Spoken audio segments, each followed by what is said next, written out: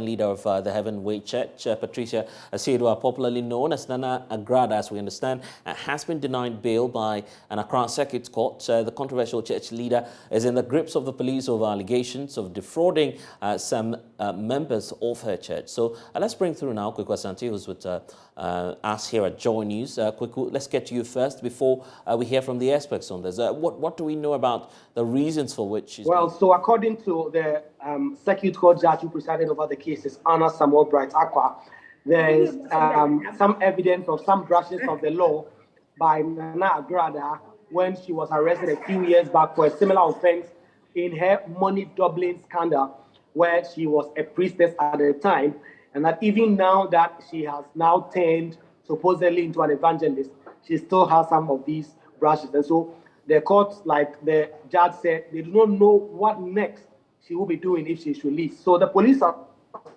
charged her with one charge on charlatanic advertisements and 6 counts of defrauding by false pretenses. According to the documents that have been filed in court, it is some members of her church who actually lodged a complaint against her conduct by the police. If you look at the charge sheet, it details an elaborate scheme, according to the police, by Nana Agradaa to defraud these persons by such false pretenses.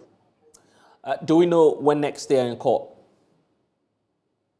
So the court is set to reconvene 13th October. That is Thursday, where we expect that Nana Agrada's lawyers will put in again another plea for bail, just like she did today by pleading not guilty and asking the court to let her go home so that the case will continue. And so on Thursday, when the court reconvenes, it's expected that the lawyers will put in another application for bail. And talking about lawyers in Nana Agradaa, have we heard from these lawyers? And what's really the argument they've been making, either in court or out of court? Right, so the lawyers have been telling the court that Nana Agradaa is not a flight risk and that if she is granted bail, she will appear in court for the trial to continue. They say that this is a woman that is respected in society. She's a church leader. And so there's absolutely no way she's going to abscond. And so she herself should be granted self-recognizance bail so that she can appear in court. Obviously, the court did not take kind to those words and did not grant her bail. We've been hearing from Nana Agradaa herself just before the police arrested her, where she's been explaining that she did not take anyone's money and she did not defraud them. What she said was that the church members just gave an offering from their heart. And so it cannot be under any circumstance that she has defrauded these persons, and that it was just an offering that was given.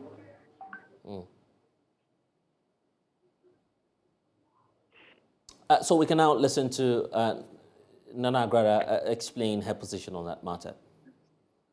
Kweku, unfortunately, we do not have that now, but I want to thank you for giving us some updates on that. Let's bring in now Richard Kumado, a fraud consultant. Richard, thanks for your time. And of course, we've seen similar cases here in this country in terms of fraud and how people have invested monies into firms where they are not able to yield their dividends. But in this particular case of Nana Agradaa, how unique is it? And normally, how hard is it for prosecutors to try and unpack this case?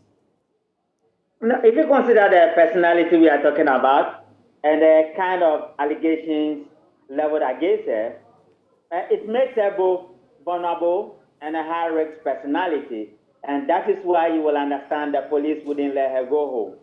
The police, now that they have chosen prosecutorial option, we want to put up a good show by putting the evidence together. And I can agree with the police that says that they needed her more in the wake of whatever has been leveled against her in recent times. But then for the church members, many of them stranded, what really goes into the minds of these people? That's what I'm even wondering, because someone promises to double your money and you give all your savings to these people. Is it out of trust? And by the statement, and by no means saying that the suspect, as we speak, is culpable of the offenses. We need to wait for the court ruling on this. But what goes into the minds of, and then we are creating the case here, people who fall victim to such fraud schemes? October is a month of cybercrime awareness. And I want to say that adding what has been said so far, it's part of lack of education people are naive, people are coerced in this particular matter, and people are also curious that somebody did it or somebody claimed to have done it. Let me also follow suit. And because they lack the basic due diligence and the outcome of that due diligence they did not do is what has led them to where they are now. But when it comes to pastors and how they defraud church members, it's an ongoing fight in this country and many parts of the world.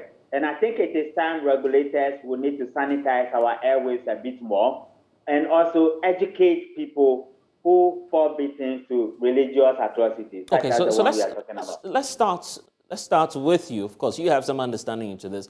What should someone be on the lookout for each time they are, of course, giving out money with that assurance that, of course, it will be either doubled, you'd have some form of interest of a sort, a juicy one on your return or on your investments? Number one, when you are in doubt, you need to check again. And number two, do not give money to people whose grandparents you don't know. And number three, when it looks so beautiful, you will need to pause. And number four, when there's an element of coercion, you will need to slow down. Other than that, you might be playing as a victim and a prey at the same time. And they fall victim because, one, they are naive. Number two, they are greedy.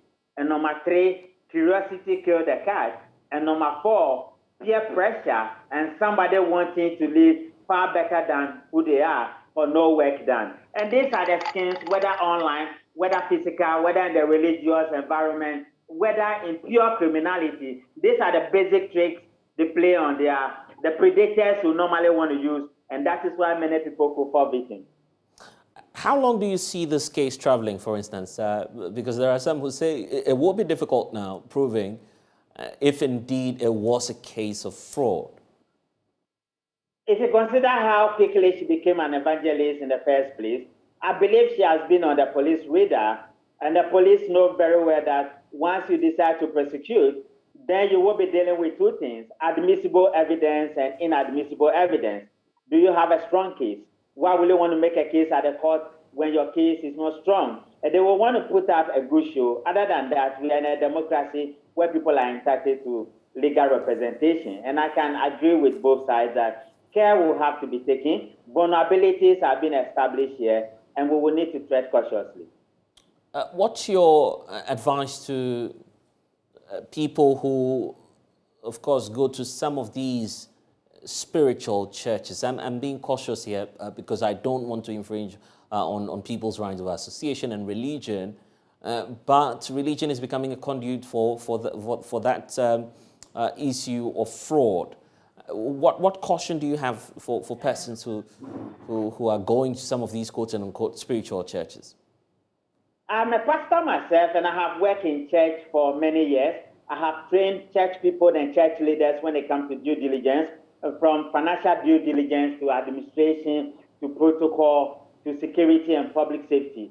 Many of the things I have been saying simply sum up: just be cautious and don't believe anything you hear. You will need to probe a little bit more. Other than that, once you make religion a lifestyle, you must also be aware that there are criminals out there who will come to you in the same form. And the Bible said, know nobody by the flesh. You will need to test the spirit. And your inability to do that, you have a personal responsibility. And that's Pastor Richard Kumado. But I need to say you're a security analyst as well and a fraud consultant. Thank you for your time here on The Pulse. And you're still with us here on the Joy News channel.